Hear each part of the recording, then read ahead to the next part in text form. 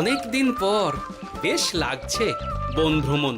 মাঝে মাঝে কাজের ফাঁকে এইসব জায়গায় এলে মন খুব ভালো লাগে। শুদ্ধ বাতাস, মাটির সোনা গন্ধ, পাখির কলতান, আহা।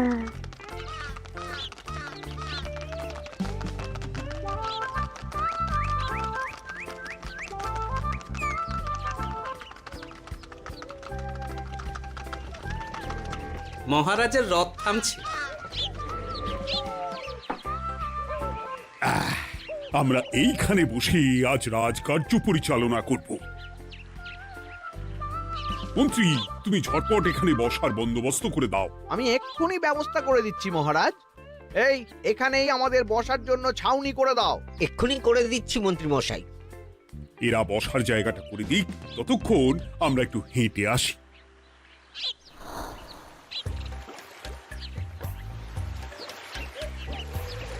সকালবেলা হাঁটা শরীরের পক্ষে খুব ভালো মহারাজ।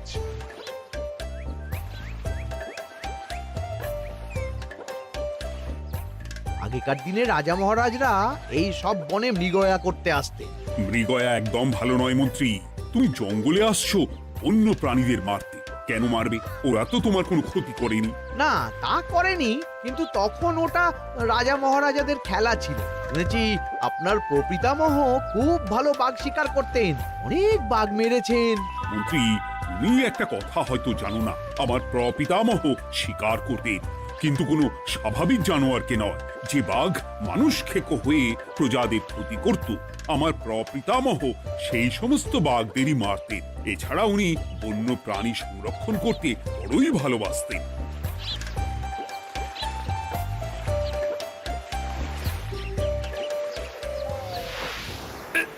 উফ, এটা আবার কি?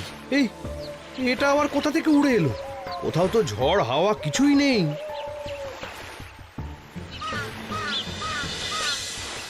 একটা ধাঁধা মহারাজ, এই কাগজে লেখা। ধাঁধা? পড়ো দেখি।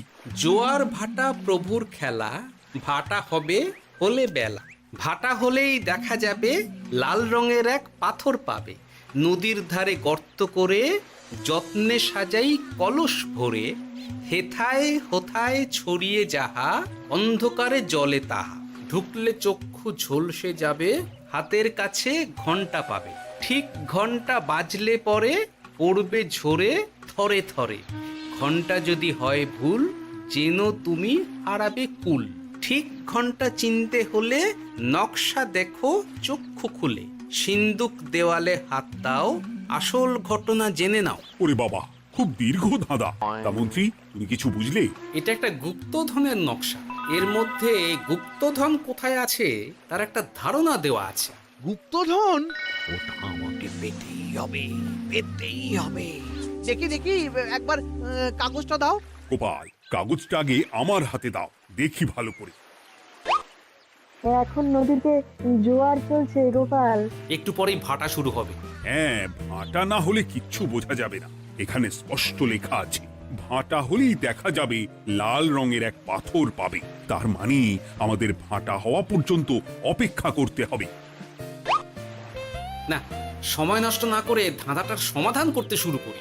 ভাটা হলে একটা লাল রঙের পাথর দেখা যাবে, এই পর্যন্ত পরিষ্কার আছে। বুঝতে হবে ওর পর থেকে। পড়ো গোপাল, চলো আমরা সবাই বুদ্ধি লাগাই। নদীর ধারে গর্ত করে যত্নে সাজাই কলস ভরে। এটার অর্থ, ধাঁধাটা মাথায় বসিয়ে নিয়েছি, এবার কে কি বলবে সেটা শুনতে হবে। চলো গোপাল, আমরা ধাঁধা যেমন যেমন বলেছি তেমন তেমন ভাবেই চলি। চলুন মহারাজ, এখন আমাদের দেখতে হবে লাল পাথর। কোথায় আছে লাল পাথর? চলো চলো সবাই, চোখ কান খুলে আমরা নদীর পাড় ধরে হাঁটি। আমি একটু তফাতে হাঁটি। গুপ্তধন আমাকে একা পেতে হবে।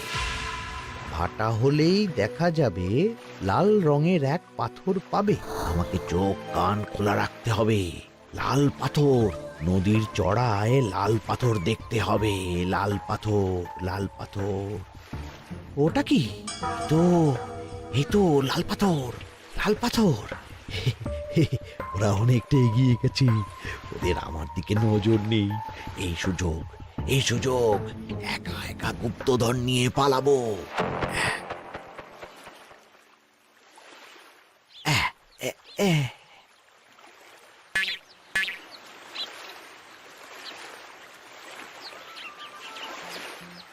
কি গো, আমরা তো হেঁটেই চলেছি, লাল পাথর তো কই দেখতে পাচ্ছি না। আরেকটু হাঁটতে হবে মহারাজ, গুপ্তধন বলে কথা, ওকে আর সহজে ধরা দেয়? সেটা অবশ্য সঠিক কথা। আচ্ছা, আমরা সবাই তো আসছি হেঁটে হেঁটে, মন্ত্রী মশাই গেলেন কোথায়? ও কি যে ঘটে! সত্যি তো, মন্ত্রী কোথায়? ও সেনাপতি, মন্ত্রীকে দেখেছো? কই না তো মহারাজ। তাহলে কোথায় গেলেন মন্ত্রী মশাই? এই জঙ্গলে বাঘ ভাল্লুক আছে, শেষে কিনা বাঘে নিল। হায় হায় হায়, মন্ত্রী গিন্নির কাছে আমি কি মুখ দেখাবো? হুম, বাঘ ভাল্লুকের পেটে যাবার লোক তো মন্ত্রী মশাই নন। ও গোপাল, কি ভাবছো? কিছু তো একটা বলো। এখন আমাদের মন্ত্রী মশাইকেই খুঁজতে হবে। তবে মন্ত্রী মশাই বাঘ ভাল্লুকের পেটে যায়নি। তুমি নিশ্চিত হচ্ছ কি করে? অত পেঁচালো মানুষকে বাঘ ভাল্লুক গন্ধ শুকেই ছেড়ে দেবে, হজম করতে পারবে না। না না না, এখন রসিকতা করার সময় নয়, আমাদের মন্ত্রীকে খুঁজে বার করতেই হবে। কোথায় গেল মন্ত্রী? চলো চলো, গুপ্তধন মাথায় থাক, চলো মন্ত্রীকে খুঁজি। আহ, মন্ত্রী কোথায় গেল কে জানে। একবার পুরো ধাঁধাটা ঝালিয়ে নি। ভাটা হলেই দেখা যাবে লাল রঙের এক পাথর পাবে। ভাটা হয়েছে, লাল রঙের পাথরের মাথায় চাপ দিয়ে গুহার মুখও খুলেছি। এবার নদীর ধারে গর্ত করে যত্নে সাজাই কলস ভরে। এটাই তো ঠিক বুঝতে পারছি না।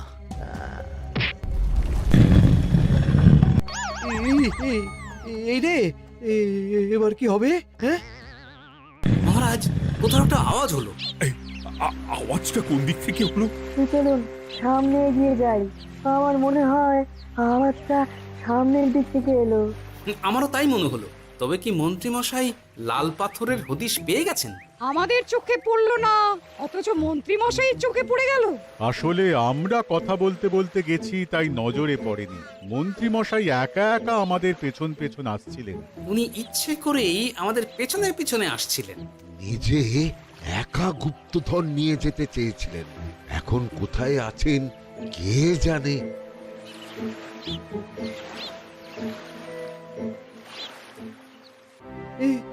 অন্ধকারে কিছু দেখতে পাচ্ছি না তো। ধাঁধাতে কি ছিল? হ্যাঁ, কি ছিল? হেথায় হোথায় ছড়িয়ে যাহা, অন্ধকারে জলে তাহা, ঢুকলে চক্ষু ঝলসে যাবে, হাতের কাছে ঘন্টা পাবে। পেয়েছি পেয়েছি, ঘন্টাটা পেতে হবে। ঘন্টা।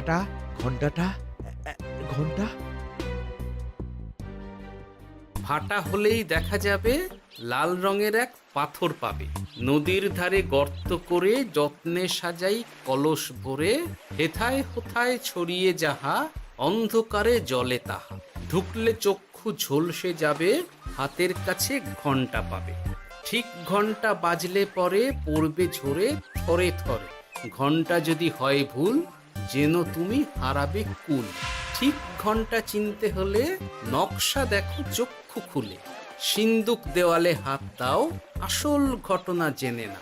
এবারে ভালো করে ঠান্ডা মাথায় ভাবতে হবে। ভাটা হলেই দেখা যাবে লাল রঙের এক পাথর পাবে। সেই লাল পাথরটাই তো খুঁজে পাওয়া যাচ্ছে না, অথচ মন্ত্রী মশাই খুঁজে পেলেন। আওয়াজটা কোথা থেকে আসছিল? এই কাছে পিঠে এই কোথা থেকে আওয়াজটা আসছিল।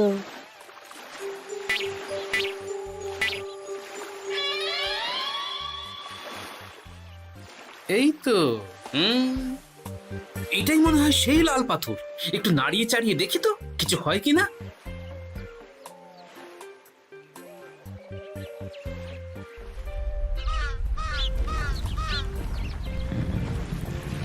এই তো, কাজ হয়েছে।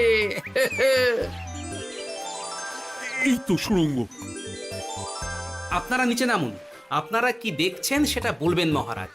সবাই যদি নেমে যাই, যদি কোনো কারণে সুড়ঙ্গের মুখ বন্ধ হয়ে যায়, তাহলে আর আমরা বাইরে বেরোতে পারবো না মহারাজ।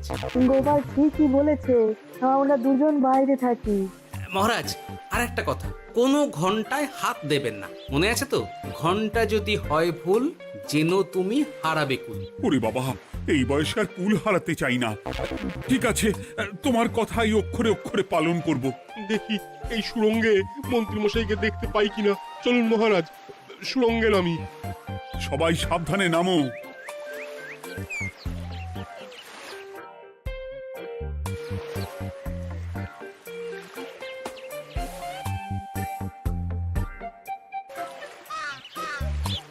মহারাজ, ওখানে কি কি দেখতে পাচ্ছেন? ওখানে কি মন্ত্রী মশাই আছেন? না গোপাল, মন্ত্রীকে এখনো দেখতে পাইনি। শুধু আমি এখানে অজস্র পাথর দেখতে পাচ্ছি। পাথরে পাথরে ছয়লা, ছোট বড় অজস্র। পাথরগুলো বড় অদ্ভুত, কিরকম কিরকম মানুষ মানুষ গড়ন। লম্বা বেঁটে হরেক রকম। মানুষ মানুষ গরম, সেটা কি রকম? আর কিছু? কোনো কলসি কি দেখতে পাচ্ছেন? কলসি তো দেখতে পাচ্ছি না। মহারাজ, কলসি থাকতেই হবে, কারণ ধাঁধায় লেখা আছে নদীর ধারে যত্ন করে যত্নে সাজাই কলস ভরে। গর্তটা আসলে হলো সুড়ঙ্গ, কিন্তু কলস। মহারাজ, মহারাজ, এইদিকে এইদিকে একটা কলসের মতো কি যেন আছে। এইদিকে আসুন, এদিকে এদিকে। হ্যাঁ গোপাল, দেখতে পেয়েছি। এবার আমি যেরকম যেরকম বলবো সেই রকম সেরকমই করবেন। আমি বিজ্ঞানীকে নদী থেকে জল তুলে পাঠিয়ে দিচ্ছি। পাত্র কোথায় পাবে? আমাদের জল খাবার যে পাত্র আছে সেটা আনতে লোক পাঠাচ্ছি। ঠিক আছে। শুধু একটা কথা বলছি, আপনারা কেউই সুড়ঙ্গের ভেতরে কোনো কিছুতে হাত দেবেন না। কেন গোপাল? সব পরে বলবো, এখন আমি যা বলছি সেটা শুধু মনে রাখুন। সুড়ঙ্গের ভেতরে কিছুতে হাত দেবেন না। ঠিক আছে। প্রহরী, তুমি যাও, যেখানে আমাদের বসবার আয়োজন করা হয়েছে সেখানে গিয়ে একটা জলের পাত্র নিয়ে নদী থেকে জল ভরে নিয়ে এসো। গোপাল, মন্ত্রী মশাই কোথায় গায়েব হয়ে গেলেন? কোথাও গায়েব হয়ে যাননি বিজ্ঞানী, কোথাও গায়েব হয়ে যাননি উনি ওই সুড়ঙ্গের ভেতরেই আছেন। কিন্তু কেউ তো ওনাকে দেখতে পাননি। সম্ভবত পাথর হয়ে আছে। এখন কিভাবে পাথর হয়েছেন সেটা তো আমি বলতে পারবো না। সবটাই স্বপ্নের মতো লাগছে। ঠিক যেন স্বপ্নের মতো লাগছে। এই জীবনে সুরঙ্গ দর্শন হয়ে গেল। আমাদের পাতাল প্রবেশ। পাতালে আসিয়া আমি মনে মনে বলি, গুপ্তধর নিয়ে আমরা যেন সৎ পথে চলি। তোমার এখনো কাব্য আসছে সভাকবি? আসছে মানে কাব্যের সাথে আছে রোমাঞ্চ, করছে গা শীত, হচ্ছি আমি অধীর। মহারাজ, জল দিয়ে বিজ্ঞানীকে পাঠাচ্ছি। কি করতে হবে বিজ্ঞানীকে সব বলে দিয়েছি। তুমি ভেতরে আসবে না? আসবো ঠিক সময়ে। এখন আমি যেমন যেমন বলবো আপনি ঠিক তেমন তেমন করবেন। ঠিক আছে। বিজ্ঞানী, যেমন যেমন বললাম ঠিক তেমন তেমন ভাবে কলসিকে জল দিয়ে পরিষ্কার করবে। মনে রেখো, ধাঁধায় আছে কলসি সাজাই যতন কর। তুমি একটা কথা মনে রেখো বিজ্ঞানী, কোথাও হাত দিও না কিন্তু। ঠিক আছে গোপাল, তোমার উপস্থিত বুদ্ধির তুলনা নেই। আমি যাচ্ছি গোপাল। সাবধানে সাবধানে। মহারাজ, বিজ্ঞানী যাচ্ছে। সাবধানে নামো, সাবধানে। মহারাজ, এই কলসিটা কোথায়? ওই তো, একটু সাবধানে যাও।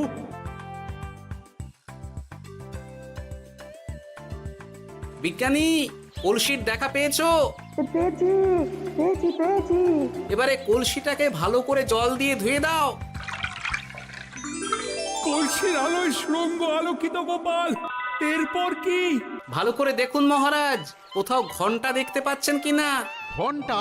একটা তো নয়, সার সার ঘন্টা, অনেকগুলো ঘন্টা। সাবধান, ঘন্টায় হাত দেবেন না, শুধু দেখুন।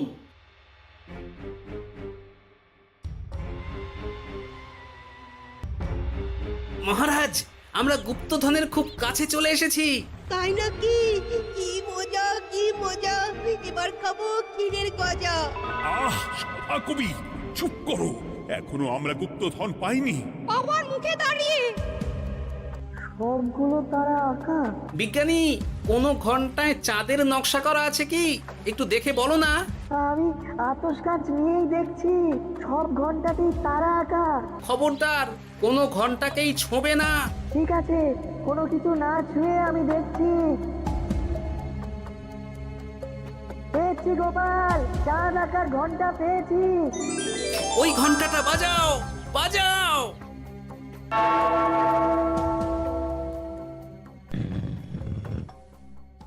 গুপ্তধন পেয়েছেন মহারাজ? বাঁচাও, বাঁচাও, বাঁচাও।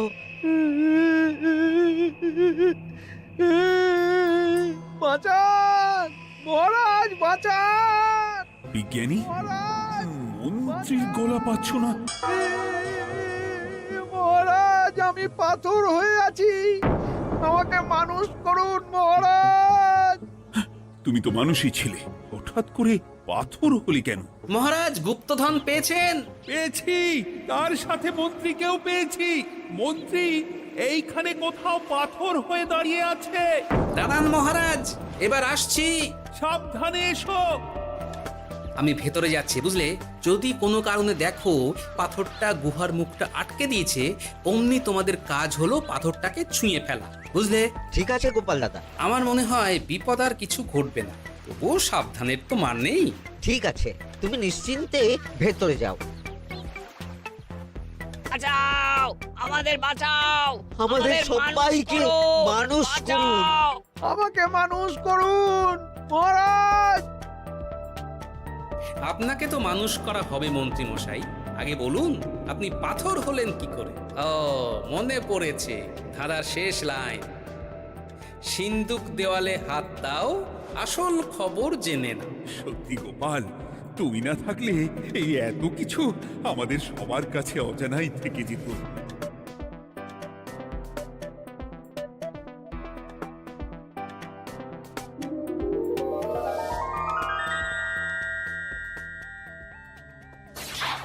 ধন্যবাদ আমাকে মুক্ত করার জন্য। আপনি কে? আমি যক্ষ।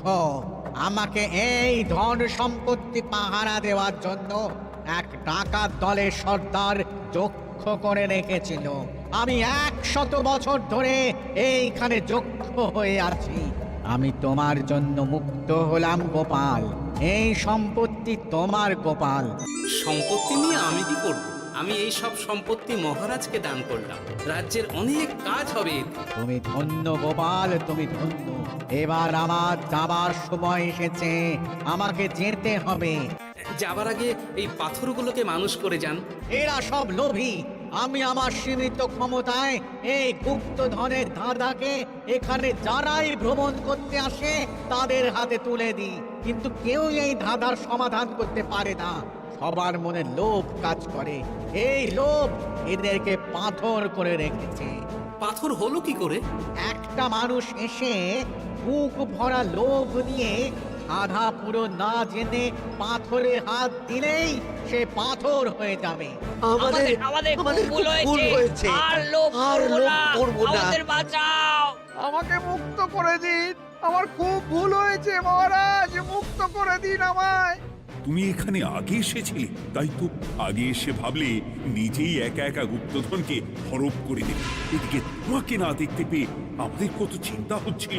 যারা লোভী তারা কারো কথা ভাবে না, শুধু নিজের কথা ভাবে। আমাকে আর একটা সুযোগ দিন, আমি আর লোভ করব না মহারাজ। ও, তোমার কথার কোনো দামই নেই। না মহারাজ, আমাকে আর একটা সুযোগ দিয়ে দেখুন, আমি আর লোভ করব না, আমাকে মানুষ করুন মহারাজ। আমাদের সবাইকে মানুষ করুন, দয়া করে মানুষ করুন। যক্ষরাজ, এদের আপনি ক্ষমা করে দিন। ঠিক আছে, তোমাদের আবার মানুষ করে দিচ্ছি।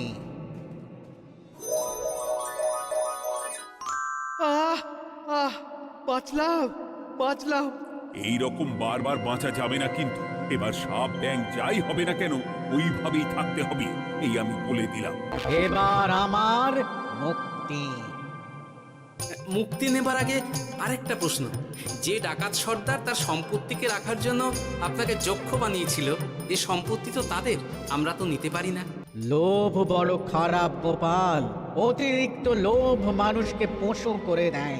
ওই ডাকাত দল এই সম্পত্তির জন্যে সবাই কাটাকাটি করে মরে গেছে, কেউ আর বেঁচে নেই। সুতরাং এই সম্পত্তিতে তোমার অধিকার আছে, এই সম্পত্তি তুমি গ্রহণ করো। নিলাম আমি, কিন্তু এই সম্পত্তি মহারাজকে আমি দান করলাম। ডাকাত দল জনগণের সম্পদকে লুঠেই তো সম্পত্তি বানিয়েছে, তাই আমি জনগণের কাজে লাগবার জন্যই এই সম্পত্তি মহারাজকে দিলাম। সাধু সাধু গোপাল, তোমার জয় হোক।